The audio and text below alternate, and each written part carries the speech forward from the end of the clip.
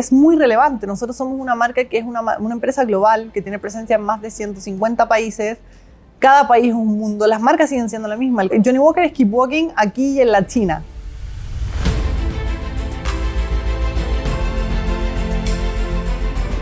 Johnnie Walker es una marca que hace muchos años tiene como mantra Keep Walking, que es seguir caminando.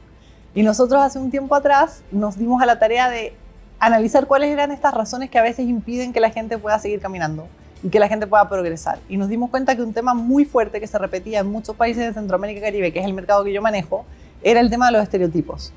A nivel local, estereotipos culturales del tipo de color, raza, orientación sexual, género. Y ya a un nivel más macro nos dimos cuenta que también incluso como a nosotros los latinos en general nos ven desde fuera. Y uno de los vehículos principales de cultura es el tema del cine. Entonces, si tú te fijas, todos los roles de las series, de las películas, siempre el latino es el pandillero, el narcotraficante, la prostituta, la mucama. O sea, nunca tienen esos roles relevantes que tú dices, es el ejecutivo, el empresario, el dueño de la empresa. Entonces, decidimos que una de las formas que podíamos cambiar estos estereotipos era desde la base donde nacen, que es el cine. Y así es como nace Keep Walking Films. Nosotros hicimos un llamado abierto en 2 países inicialmente, que es Puerto Rico y República Dominicana, para que aspirantes a cineastas mandaran guiones para un cortometraje que fueran historias libres de estereotipos negativos. Entonces, ese fue el primer filtro. Nosotros recibimos 58 guiones, si no me equivoco, aquí en República Dominicana, un número similar en Puerto Rico, y bajo ese lente fue que los leímos, asegurarnos que fueran historias que no tuvieran estereotipos, que fueran historias muy ricas a nivel cultural, que representaran las culturas locales, que tuvieran como esos elementos que hacen que uno se identifique en la pantalla.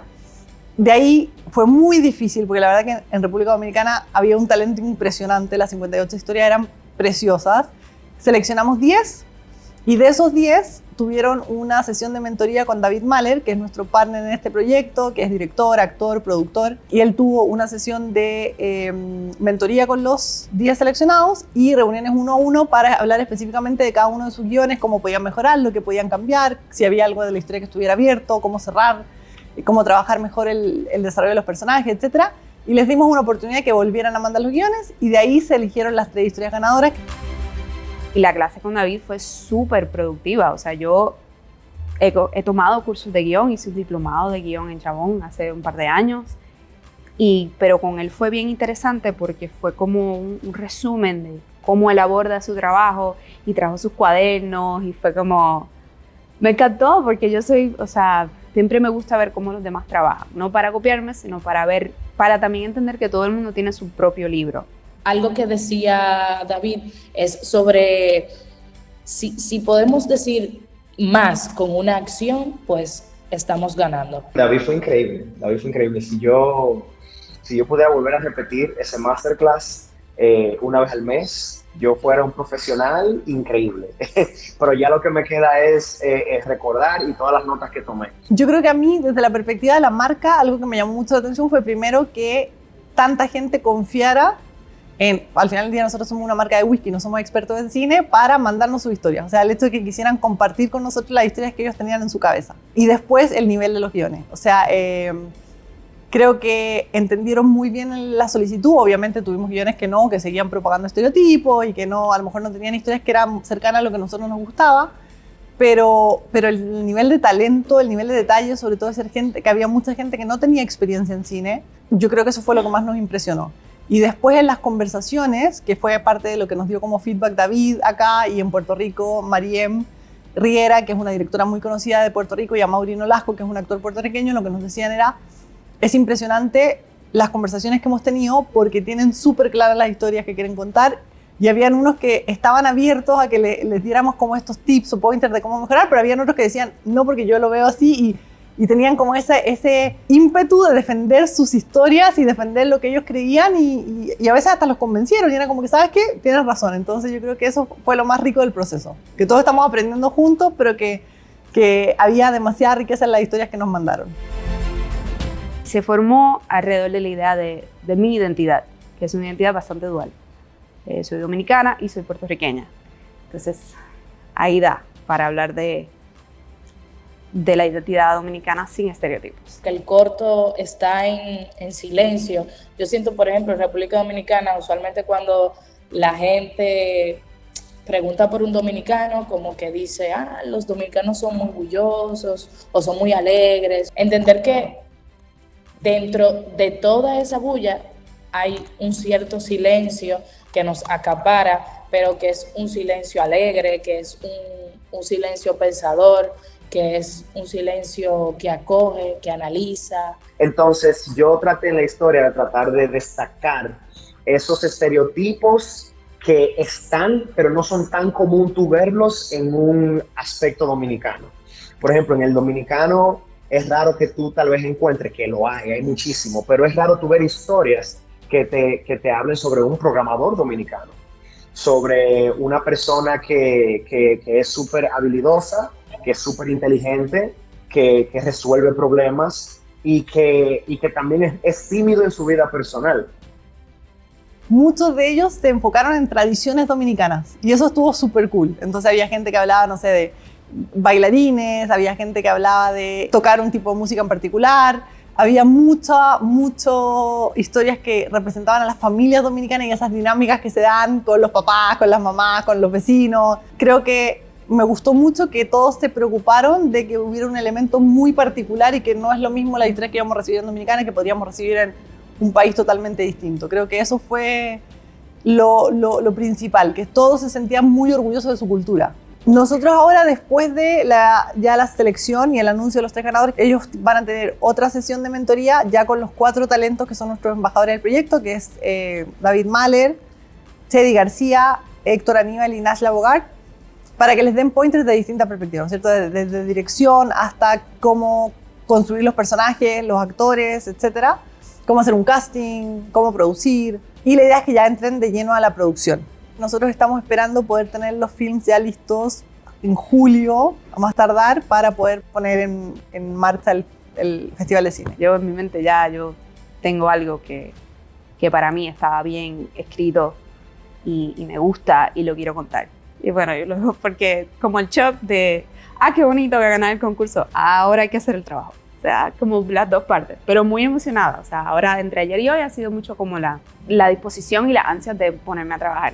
Ya a partir de ahí, y que yo veo que Viajero y el equipo completo de Keep Walking Films prepara todo este escenario para nosotros, en principio me hace sentir como que no me lo merezco. O sea, como que esto es demasiado para mí.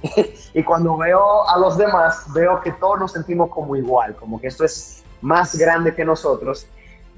Y se siente tan lindo saber que ellos constantemente estaban tratando de hacernos, y se hicieron sentir que sí nos lo merecemos y que sí esa historia que estamos contando merece la pena estar donde está. Esta experiencia de lograr estos fondos, de lograr este apoyo, puede llevarme sí al momento de lanzar el corto y todo el proceso de promocionarlo, llevarlo a festivales. Nosotros somos una marca que es una empresa global que tiene presencia en más de 150 países. Cada país es un mundo. Las marcas siguen siendo la misma. El corazón de la marca Johnny Walker es Keep Walking aquí y en la China. Pero lo que le importa a los chinos es muy distinto a lo que le importa a los dominicanos. Entonces también tener como ese radar cultural, estar escuchando lo que está pasando en el mercado, entender quiénes son las figuras relevantes por el trabajo que hacemos con influencers, entender quiénes son las personas específicas en cada uno de las distintas como verticales de cultura, que son los partners correctos para que podamos trabajar con ellos. Yo creo que eso es muy relevante, ha sido un trabajo muy divertido, muy rico y siento que va a ayudar a llevar nuestra marca al siguiente nivel. Entonces ahí tienes ese doble rol, o tienes un propósito de marca muy claro, que es el que te va a guiar como cuál es la definición de tu espacio cultural, o tienes un consumidor muy claro y tienes que fijarte en cuáles son sus aficiones, cuáles son sus intereses y sus puntos de pasión para poder definir en qué espacio jugar. Eso te lo da el radar cultural, eso te lo da tener partners en cada uno de los mercados que están constantemente viendo cuáles son las tendencias, que están constantemente monitoreando cuáles son las conversaciones y en base a eso definir un espacio que sea efectivamente auténtico para tu marca, porque es lo que decíamos, no me sirve de nada a mí, que soy una marca de whisky, de celebración y qué sé yo, ponerme a hablar a lo mejor de política, que en verdad no tengo mucho que decir. que puede ser un tema que es muy interesante, pero va a ser súper poco auténtico que yo hable del tema. Versus algo como lo que decíamos, progreso. Oye, si ya definimos que un espacio que nos interesa romper es el tema de los estereotipos, ¿por dónde se propagan los estereotipos? ¿Dónde tú ves reflejado las historias que tú ves en la pantalla? Muchas veces lo que le dan forma a tu realidad. Después de todas las series de Netflix, por ejemplo, que decían las narcoseries de Colombia, todos los colombianos son así, o todos los no sé qué. Entonces, creo que era muy importante, y por eso elegimos cine en particular, porque era como, es ahí donde están la mayor parte de los estereotipos representados. No queremos ver más esos estereotipos en la pantalla. Queremos ver historias positivas, queremos ver historias diferentes, queremos mostrar que podemos ser distintos a lo que muestran ahí. Partimos con el cine porque era el vehículo más claro de mostrar estos estereotipos, pero también eso va evolucionando. Y nosotros, por ejemplo, podemos ver que hay estereotipos en el deporte. ¿Qué pasa con las atletas femeninas versus los atletas masculinos ahora que vienen las Olimpiadas? ¿Qué pasa, por ejemplo, en deportes de élite donde no hay mucha gente, no hay mucha representación de color? Justo antes estábamos hablando tú y yo de Fórmula 1. Si tú te fijas, salvo Lewis Hamilton, no hay ningún otro driver de color. Y eso es algo que él siempre ha recalcado mucho, que a él lo ha discriminado muchísimo.